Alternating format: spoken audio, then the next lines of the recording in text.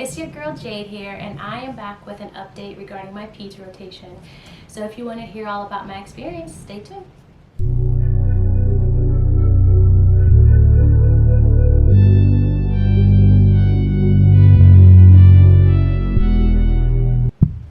Okay, so as you all know from my vlog about my Peds rotation, you all know that I wasn't too enthused about going to deal with pediatric patients.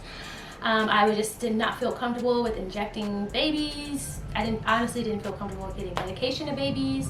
And I was just kind of worried about the emotional distress that would come along with, seeing sick kids, sick babies all the time. So I was a little uneasy about going into this clinical and feeling not too sure about myself. But actually, was a really informative clinical and actually enjoyed it way more than I anticipated that I would. So the first day was basically just us getting oriented to the unit. We were on the GI unit, so we learned like what their policies and procedures are. They're very strict I's and O's. They do vitals Q4. Then of course you administer any type of medication administration in that time. So basically I's and O's, you change diapers, weigh diapers. They teach you how to zero out the scale the first time, so you can always get an accurate measurement when you're weighing your diaper. My patient that baby was so chill. Like, I didn't hear a peep from him the whole 12 hours I was there. He didn't cry, not once. He got fussy when I was doing his assessment, of course, like putting the blood pressure cuff on him and taking his temperature. But as soon as that was over, he was chilling. Like, he was so easy to deal with. He had an NG tube, so medication administration was a little bit easier than trying to use a syringe, and put the medication in the cheek of the baby.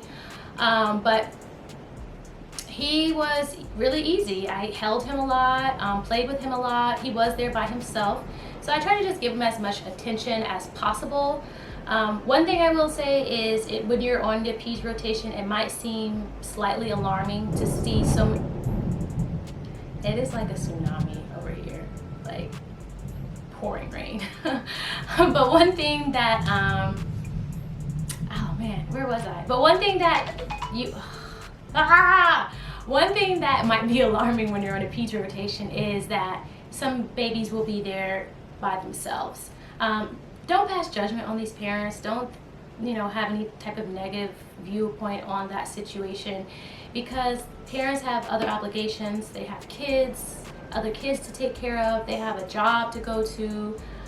So some of them just can't physically be there 24/7 with their child. And that's our purpose of being a nurse, right? To provide that comfort and care, and to give assurance to the parents that even though they're leaving them at this time, that they know they're going to be taken care of, right? They're going to be loved and cared on and taken care of the appropriate way. So the last thing you want is to already be worried about your sick baby in the hospital, and then worried that you have to leave them there and hope that they're going to be taken care of appropriately. So that's what we do as nurses. We assure them that they have nothing to worry about. So that was pretty much my first day. My second day was pretty interesting. I had a patient that was a liver transplant recipient. So I got to go down to IR, to interventional radiology, and it's just a way for them to do diagnostic testing that's not as invasive as traditional diagnostic testing. So they basically use ultrasound and x-ray to perform everything. They did a liver biopsy, and they also replaced her biliary drain. It was actually pretty cool because when they were assessing her biliary drain that was already inserted, they injected contrast. And so if they couldn't see the contrast go from all of the little holes that were in the drain, they realized there was a blockage. So they removed that biliary drain and then they replaced it. Very minimally invasive. Of course, she did have to go under anesthesia for that procedure. But that was pretty cool to watch. And the surgeons that were in there were very helpful. They answered all my questions because I always probe, have tons of questions. So they were very nice and helpful with that as well. We also got to go to, I hope you can hear me over this rain, because it is like, it's raining like crazy. So I also got to go to the CVICU floor, which I always knew that I wanted to work in cardiac. Cardiac is near and dear to me. So whether I work in ICU or I work in a step-down unit, I know I want to work in cardiac. But I never really considered working in Peds, to be honest, because of how I feel about taking care of kids. But we met a nurse there. She's actually a clinical instructor at another nursing program here in Georgia. And she spoke with us for about 20 minutes. She's been a CVICU nurse for 30 years, and you could tell that she literally she loved her job. She loved what she did. I'm actually considering reaching out to her because she said that we would be able to shadow her. So use those connections, you know. She's not my clinical instructor. She doesn't work for my school. She's giving me the opportunity to shadow. I'm going to take it because that's going to let me know if this is an area that I really want to be in, right? Spending 20 minutes on that floor isn't going to teach me anything. So it kind of got me thinking, kind of got my wheels turning, opening my mind to other areas.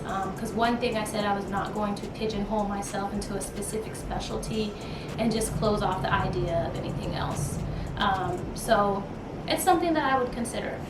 So that was pretty much my second day. My third day was, I didn't really do much. It was boring. Like, they didn't have enough patients that they thought were like acceptable for nursing students.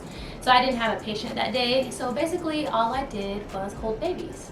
I held babies, I gave baths, I changed diapers, and linens and all that good stuff. So I mean, I'm not gonna complain about holding babies. Like, that's literally what I did most of the day. I did end up going down to the OR, which was pretty cool because I've never been in an OR before. So I got to go to the OR, see the process of getting the patient ready, you know, watching the doctor go in and speak with them, watching the anesthesiologist go and speak with them. I actually got to go in the OR and see the procedure. I saw EGD and a colonoscopy. It wasn't as exciting as the other one. It was actually pretty boring.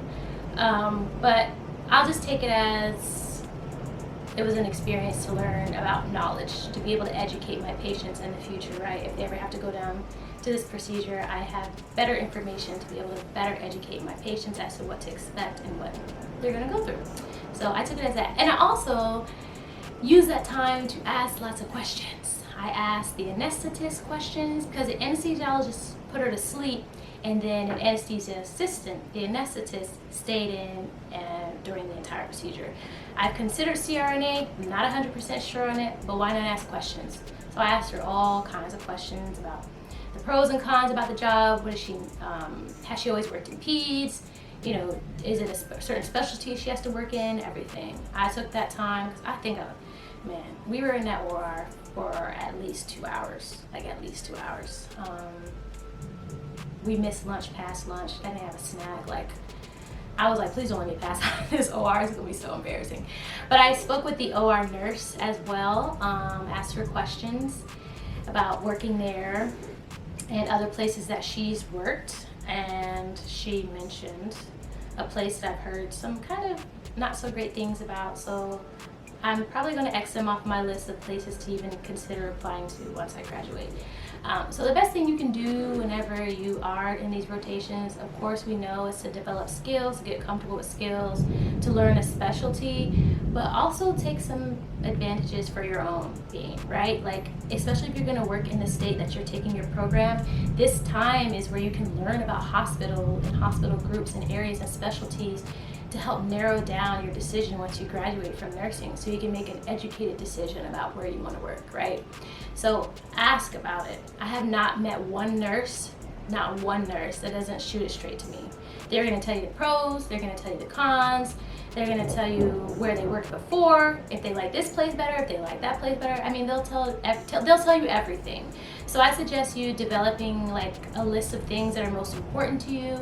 Is the scheduling more important to you? PTO requests, incentives, location, specialty, figure all of that out, so then whenever you go, you can have these candid conversations with the nurses that work there and figure out if it's a fit for you. But that's pretty much it. I'm kind of like on a break right now. Next week I start my labor and delivery rotation. It's for 2 weeks. I go Wednesdays and Thursdays from 7 to 7. So I'm gonna bring you guys along with me. Of course, I can't show everything because of personal health information, but I will definitely bring you guys with me. Also, a really exciting thing I just completed, I just petitioned to graduate.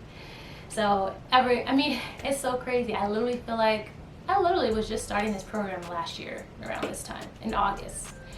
So a few weeks from today, I was just starting the program, and I'm already petitioning to graduate, and I'm graduating in December. So I'm just going to work on some study guides.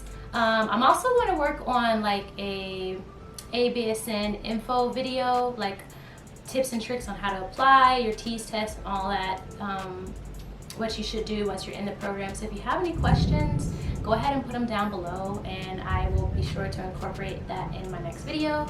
But I am going to go study because this is the perfect weather for studying, and I'll see you guys next time. Bye.